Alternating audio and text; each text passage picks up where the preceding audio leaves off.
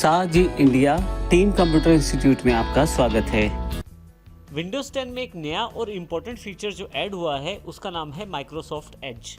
Microsoft Edge एक नए browser का नाम है जिसको माइक्रोसॉफ्ट ने विंडोज़ 10 के साथ लॉन्च किया है।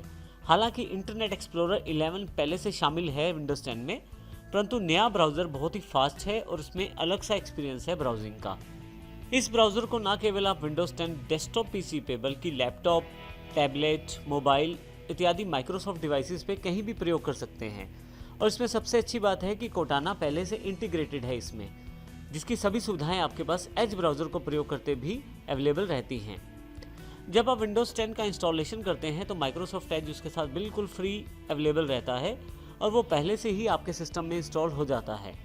डिफ़ॉल्ट रूप में यही आपका ब्राउज़र रहता है। ये सबसे पहले देखते हैं कि माइक्रोसॉफ्ट एज ब्राउज़र को कैसे खोल सकते हैं आप। नीचे दिया गया ये ई जैसा निशान माइक्रोसॉफ्ट एज का है, आप क्लिक करें, एज ब्राउज़र आपके पास अवेलेबल हो जाएगा। माइक्रोसॉफ्ट एज ब्राउज़र जब आपके पास ओपन होगा तो कुछ इस तरह का इंटरफेस आपके सामने आ जाएगा। यहाँ ऊपर की तरफ यदि आप देखें तो एक टैब के लिए एक बार दी गई है जिसमें आप टैब्स जोड़ सकते हैं। जैसे कि डिफ़ॉल्ट रूप में एक पेज आपके सामने खुला हुआ है जो एक स्टार्ट टैब पर है, अर्थात सबसे पहले माइक्रोसॉफ्ट का MSN पेज खुला हुआ है आपके सामने। इसमें ऊपर की तरफ नई टैब जोड़ने के लिए बटन है। अब न्यू टैब पे क्लिक करेंगे तो नई टैब आप जोड़ सकते हैं। राइट साइड की तरफ 3 बटन है विंडोज़ के बेसिक्स बटन, जिससे आप क्लोज, रिस्टोर और मिनिमाइज कर सकते हैं। इसके अतिरिक्त यदि आप ब्राउजिंग करते हैं तो आगे और पीछे दोबारा जाने के लिए बैक और फॉरवर्ड बटन का प्रयोग कर सकते हैं।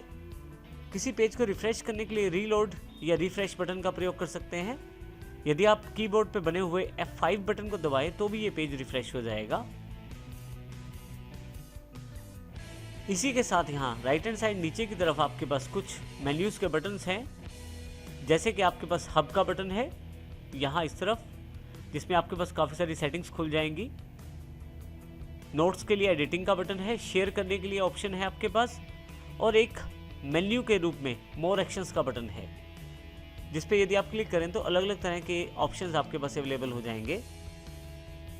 अब यहाँ ध्यान से देखें तो ऊपर कहीं भी एड्रेस बार नहीं है, जो बाकी ब्राउज़र्स या इंटरनेट एक्सप्लोरर का एक मेन पार्ट होता है, जिसमें आप वेबसाइट का एड्रेस लिख सकते हैं। माइक्रोसॉफ्ट एज में इन सभी चीज़ों के लिए यहाँ पे पहले पेज पे आपके पास सर्च और इंटरनेट वेब एड्रेस के रूप में यहाँ एक टेक्स्ट बॉक्स अवेलेबल है। अब यहाँ पे किसी भी तरह से सर्च कर सकते हैं, वर्ड के द्वारा, किसी फ्रेज के द्वारा, या किसी वेबसाइट का एड्रेस डालकर डायरेक्टली उस पर जा भी सकते हैं। अब नीचे की तरफ देखें तो आपकी जो डिफ़ॉल्ट वेबसाइट है वो आपके पास ओपन है यहाँ पे, जो MSN है यहाँ पे। अब हम देखते हैं कि किस प्रकार अपनी वेबसाइट को खोल सकते हैं आसानी से यहाँ पे। इसके लिए केवल आपको यहाँ पे एड्रेस डालना है।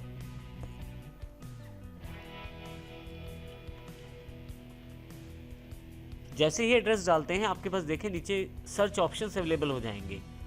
बिंग सर्च के साथ आपको जानकारी दी जा रही है, सर्च सजेशंस भी हैं, और ऊपर की तरफ आपके पास isstworld.com के लिए वेबसाइट का एक ऑप्शन अवेलेबल है। मैं यहाँ पे क्लिक कर देता हूँ। जैसे ही आप इसे क्लिक करते हैं आपके पास isstworld.com वेबसाइट खुल जाएगा। यहाँ मैं अपनी वेबसाइट को आसानी से सर्व कर सकता हूँ। यदि आपको एक से अधिक वेबसाइट्स खोलनी है तो वो भी आप आसानी से खोल सकते हैं। इसके लिए आप न्यू टैब के बटन पे, जो कि ये प्लस वाला बटन है, क्लिक करें। आपके पास फिर से वही एक टेक्स्ट बॉक्स अवेलेबल हो जाएगा। यहाँ पे आप टाइप कर सकते हैं नई वेबसाइट का एड्रेस। जैसे यहाँ से मैं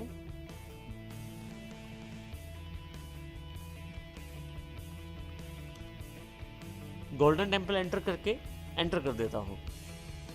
आप देखेंगे कि यदि आपके पास एग्जैक्ट वेबसाइट का एड्रेस नहीं है तो बिंग सर्च इंजन आपके पास काफ़ी सारे सर्च सजेशंस आपको दे देगा। अब यहाँ से नीचे से जैसा भी वेबसाइट या जैसा भी लिंक चाहते हैं उस पर आप क्लिक कर सकते हैं। जैसे कि यहाँ पे मैं विकिपीडिया का हरमंदर साहब वाला लिंक क्लिक कर लेता हूँ। देखिए मेरे पास विकिपीडिया ओपन हो गई है।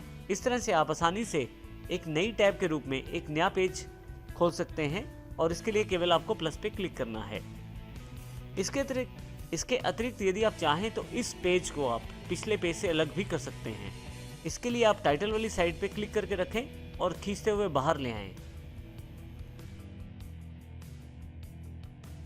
आप देखेंगे कि दोनों वेबसाइट्स अलग अलग पेज पे खुल गई हैं। जैसे कि मेरे पास पिछली वाली isstworld.com जो वेबसाइट है वो अलग पेज पे है।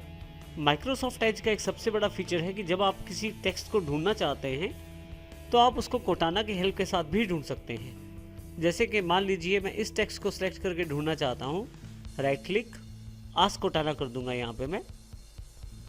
आप देखेंगे राइट साइड पे एक पैनल अवेलेबल हो गया है जिसमें कोटाना अपने आप उस टेक्स्ट को ढूंढना शुरू कर रहा है। आप यहाँ देखेंगे कि किस प्रकार कोटाना ने बिंग की हेल्प से आपके पास जो टेक्स्ट आपने सेलेक्ट किया था उससे रिलेटेड कितने सारे रिजल्ट्स आपको दे दिए हैं। तो इस प्रकार आप आसानी से कोटाना का प्रयोग एज का प्रयोग करते समय भी कर सकते हैं। यदि मैं इस पैनल को परमानेंट यहाँ पे लगा कर रखना चाहता हूँ तो यहाँ से मैं इसको पिन भी कर सकता हूँ। आप देखेंगे कि मैं किसी भी पेज पे हूँ या किसी भी टैब पे हूँ, ये पैनल मेरे पास बना रहेगा। और यदि मैं इसको बंद करना चाहता हूँ तो यहाँ से क्लोज भी कर सकता हूँ इसको मैं। इस प्रकार मैं डायरेक्टली कोटाना का हेल्प अपने एज ब्राउज़र के साथ ले सकता हूँ।